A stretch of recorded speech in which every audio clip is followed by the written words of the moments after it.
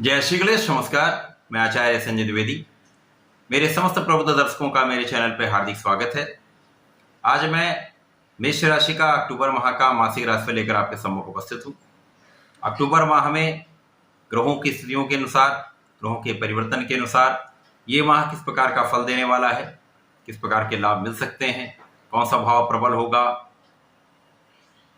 प्रत्येक भाव के अनुसार संपूर्ण विश्लेषण मैं पूर्ण तर्क के साथ करने जा रहा हूं। प्रिय दर्शकों, ये राशिफल आपके चंद्र राशि पर आधारित है, अर्थात जन्मकुंडली में चंद्रमा का 1 नंबर में गोचर है तो आपकी मेष राशि है। जिन लोगों का मेष लग्न है उनको भी राशिफल अवश्य देखना चाहिए। 1 अक्टूबर को जो ग्रहों का स्थान है वो इस प्रकार है। मेष राशि के लिए लग्न में ही गुरुदेव बृहस्पति राहु के साथ हैं, जहां पर प्रारंभिक समय में चंद्रमा भी होंगे।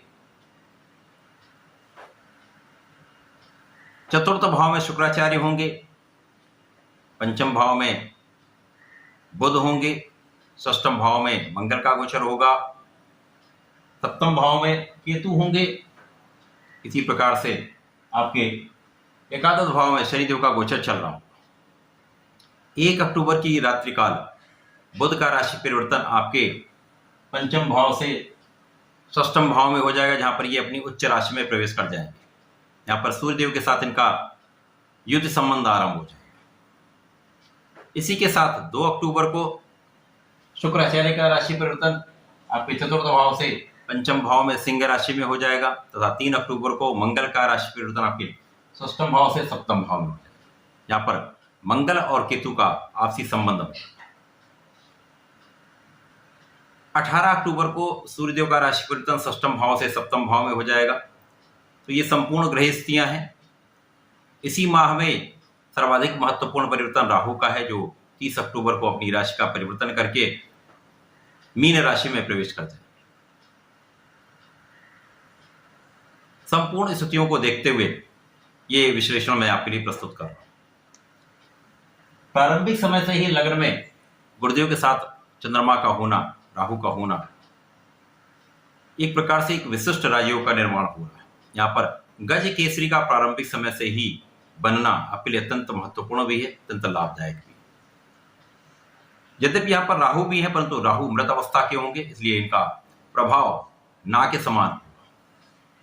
तो प्रारंभिक समय में गज केसरी आपको विशिष्ट लाभ देने वाला है, आपके व्यक्तित्व का प्रभाव बढ़ने वाला है, आपके प्रभाव में वृद्धि होने वाली है, आपके यश में वृद्धि होने वाली है। अक्टूबर माह में विशेष रूप से आपकी उन्नति का योग बन रहा है। गुरुदेव का प्रभाव लग्न में होकर आपको बहुत विशिष्ट बना रहा है। आपके ज्ञान का भाव, आपके विद्या बुद्धि का भाव अत्यंत प्रबल रहने वाला है। आप में विशिष्टता आ जाएगी,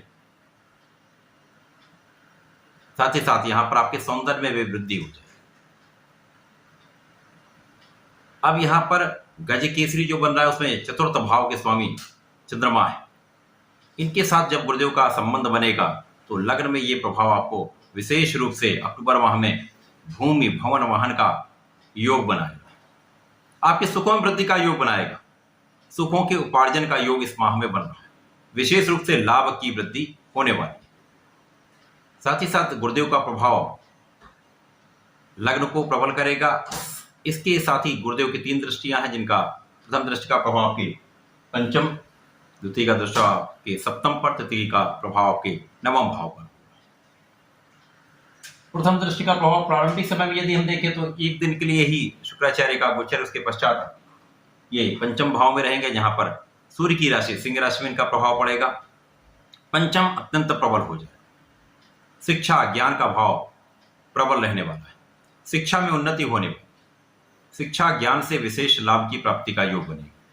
इस समय में विशेष रूप से संतान की प्राप्ति का योग बनता है, संतान से सुख का योग बनता है, संतान भी बहुत अच्छी रहने वाली है, प्रेम संबंध भी बनने वाले, प्रेम संबंध अच्छे भी रहने वाले हैं।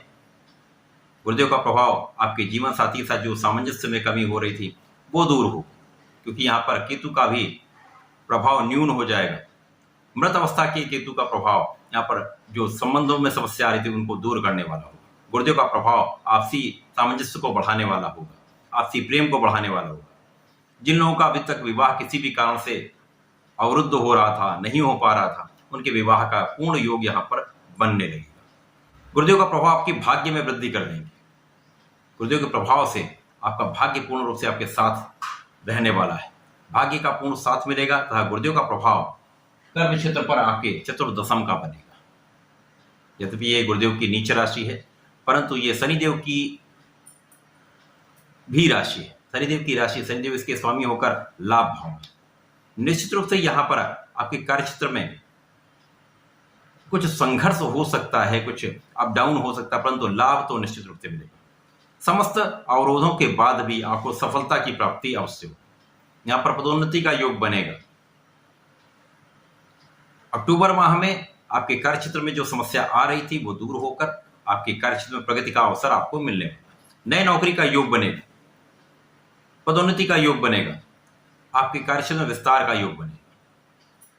जहां जहां गुरु की दृष्टियां वहां वहां राहु की दृष्टियां, परंतु इस माह में राहु मृत अवस्था में होंगे, तो इसलिए इसका बहुत कोई नकारात्मक प्रभाव नहीं मिलने वाला।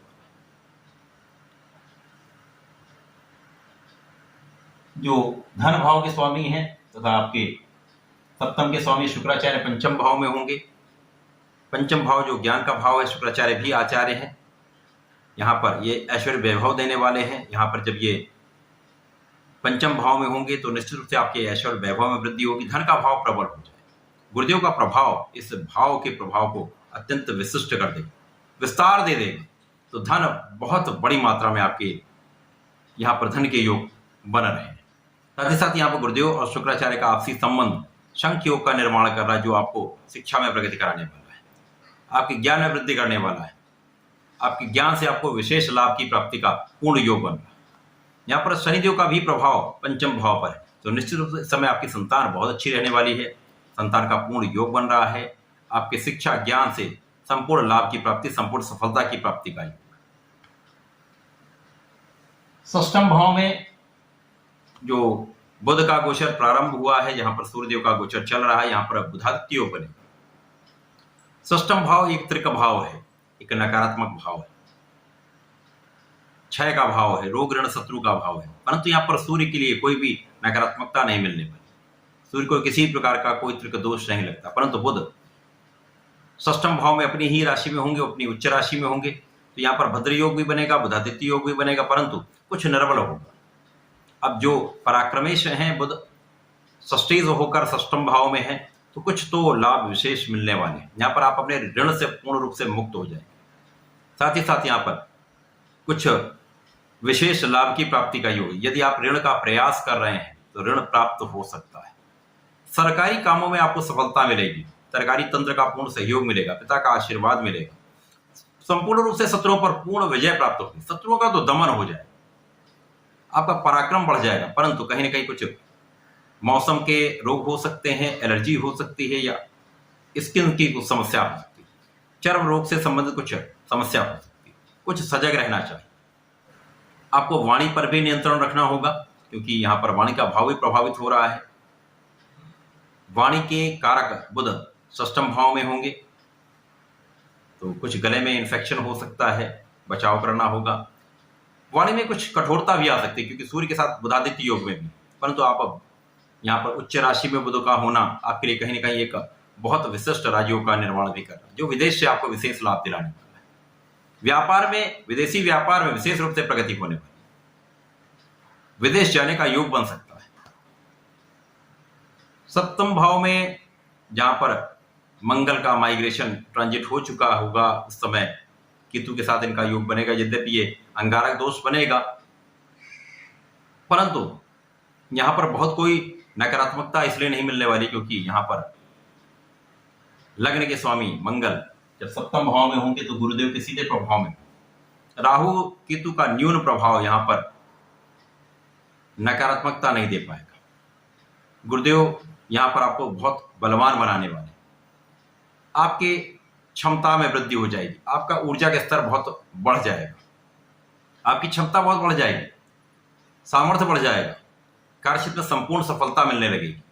यहां पर मंगल लग्नेश होकर, अष्टमेश होकर यदि सप्तम भाव में होंगे, जो कि केंद्र का भाव है, तो निश्चित रूप से यहां पर सकारात्मकता मिलने वाली है। आप बहुत स्वस्थ रहने वाले हैं, स्वास्थ्य समस्याएं कम होंगी, आपके आध्यात्म में वृद्धि हो जाएगी, आपके ज्ञान में वृद्धि हो जाएगी, आपकी ज्ञान का स्तर बढ़ जाएगा, कुछ नया ज्ञान आप प्राप्त कर सकते हैं।